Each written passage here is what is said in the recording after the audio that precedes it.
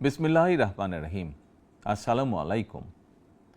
ত্যাগের পরাকাষ্ঠা, তাকওয়ার মহিমান্বিত পথ নির্দেশনা এবং আত্মশুদ্ধির অনন্য বার্তা নিয়ে বছর ঘুরে বিশ্ব মুসলিমের দুয়ারে আবারও হাজির পবিত্র ঈদুল আজহা।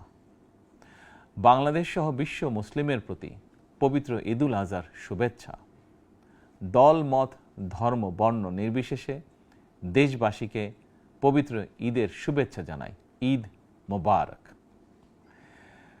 কোরবানি শুধু পশু জবাই নয়, বরং লোভ, লালসা, হিংসা, বিদ্বেষ আর মনের পশুত্বকে পরাভূত করার দীক্ষা গ্রহণের মধ্যেই নিহিত রয়েছে কোরবানির মাহাত্ম্য ও তাৎপর্য।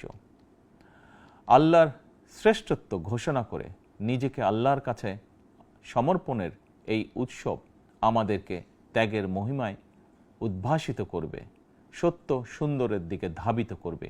এটিই হোক পবিত্র কোরবানির অন্যতম শিক্ষা।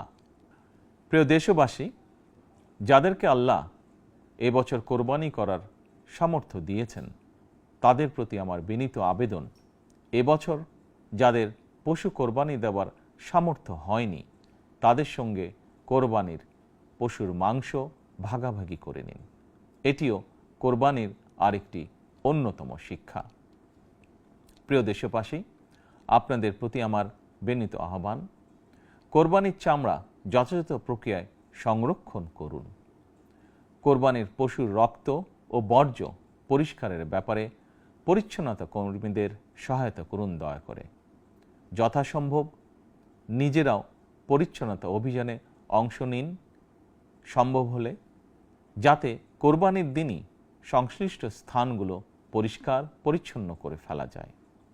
পবিত্র ঈদে কায় মনোবাক্যে আল্লাহর দরবারে প্রার্থনা, তিনি যেন আমাদের মাতৃভূমিসহ সমগ্র মুসলিম বিশ্ব ও মানব জাতির জন্য শান্তি, নিরাপত্তা ও স্থিতিশীলতা দান করেন।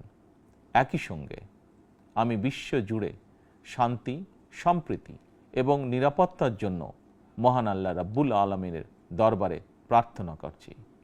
প্রিয় দেশবাসী, আবারও আপনাদেরকে ঈদুল আজহার শুভেচ্ছা জানাই। ঈদ মোবারক।